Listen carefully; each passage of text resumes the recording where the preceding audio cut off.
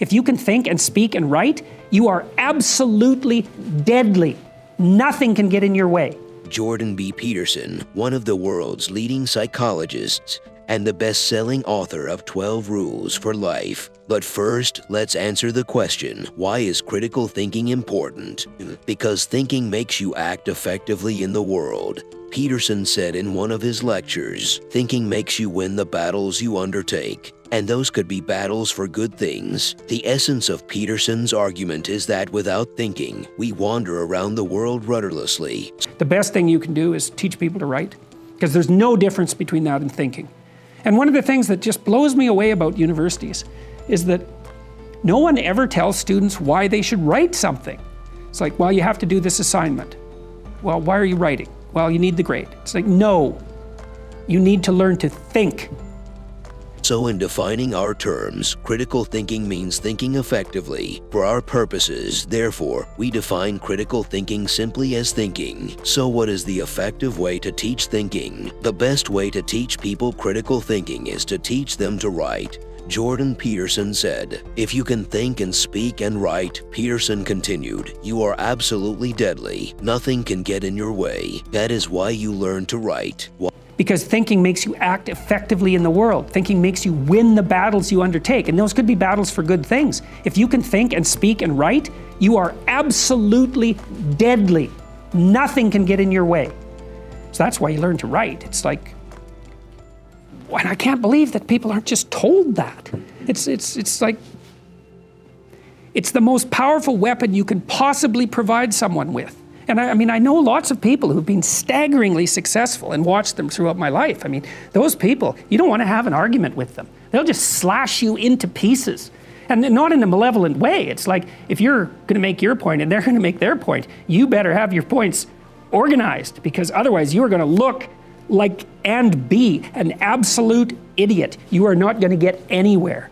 It's a practical method for clarifying your thinking and learning to articulate yourself. This planet needs people who are willing to enter into the chaotic fray of conflicting beliefs and ideologies, and who have the skill to articulate what matters most to them, no matter the cost. Peterson calls this speaking the truth, and it's something I'm trying to develop verbally using the nonviolent communication technique. This guide has helped me with the process to clarify my own thinking through writing, something that I do a lot of. It's an endless mystery to me why that isn't made self-evident. So that's the sort of thing that can drive you mad trying to sort out. It's like there's a conspiracy to bring people into the education system to make them weaker. So I guess that keeps the competition down.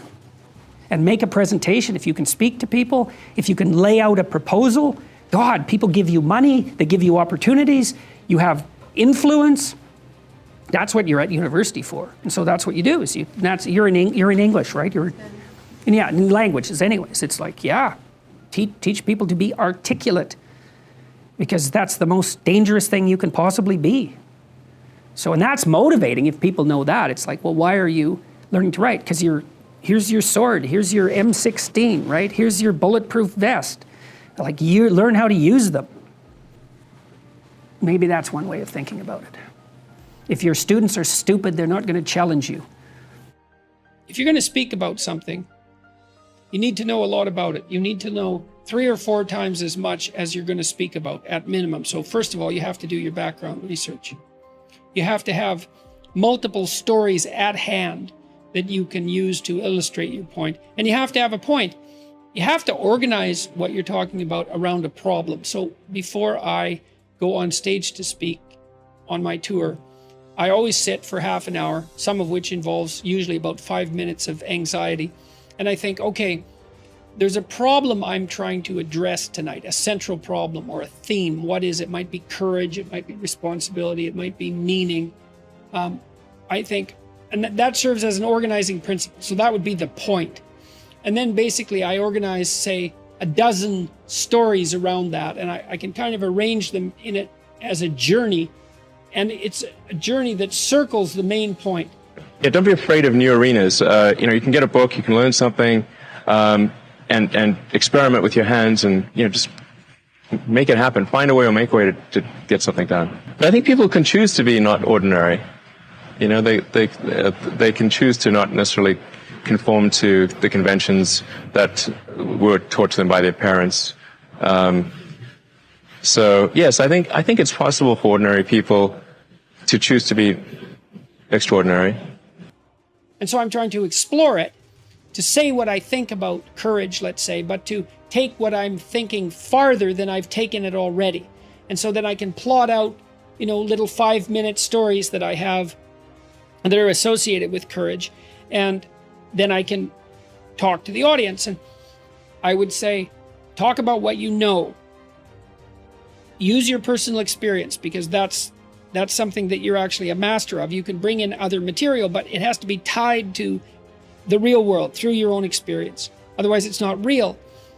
It's also very good to speak directly to the audience, to the individuals in the audience, because I'm always looking at a single person, one after another, and focusing on them and talking to them just like you'd have a conversation with someone. And that way I can see if they're following along. And if somebody is doing something that is useful to the rest of society, I think that's a good thing. Like, it doesn't have to change the world. Like, you know, if you're doing something that has high value to people, if it has a small amount of good for a large number of people, I think that's fine. Like, stuff doesn't need to be changed the world just to be good. Being focused on something that you're confident will have high value to someone else, and just being really rigorous in making that assessment, because people tend to, a natural human tendency is wishful thinking. the other thing I would say is, you're telling stories, so every fact that you relate, or every set of facts, has to be tied to a story. There has to be a meaningful output, which is something like, why is it important to your life that you know this fact? How is it related to how you're going to conduct yourself moving forward, or how you're going to see the world? So, because that's kind of the essence of meaning. How does this fact change the way you perceive the world or act in the world? That's the meaning of the fact. And facts without meaning are dull. So you need to know that. You need to tell the truth. That's for sure.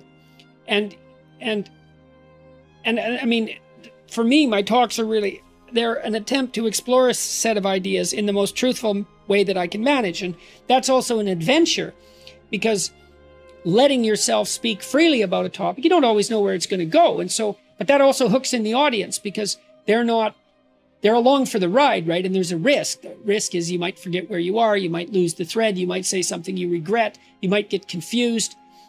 And the talk should be a process of exploration, like a journey that you're taking the audience along on. If you speak with notes, which you might have to if you're a beginning speaker, then you cannot fail, because you can always read the notes. And so there's a net. You'll fall in the net, but you won't die. But you'll never do anything spectacular. So that's the thing, is if you're going to do something spectacular, you have to take the risk. And if you're going to take the risk, you have to think on your feet. And then you also have to have something to think about. You have to have been working on this material. You know, I've been working on the stuff I talk about for 30 years, for tens of thousands of hours. And so I have that reservoir of knowledge, I suppose. If you enjoy videos like this, make sure to click the bell icon and subscribe to our channel. What are your thoughts on this? Let us know in the comments below, and we'll see you next time on the channel. Bye. The channel.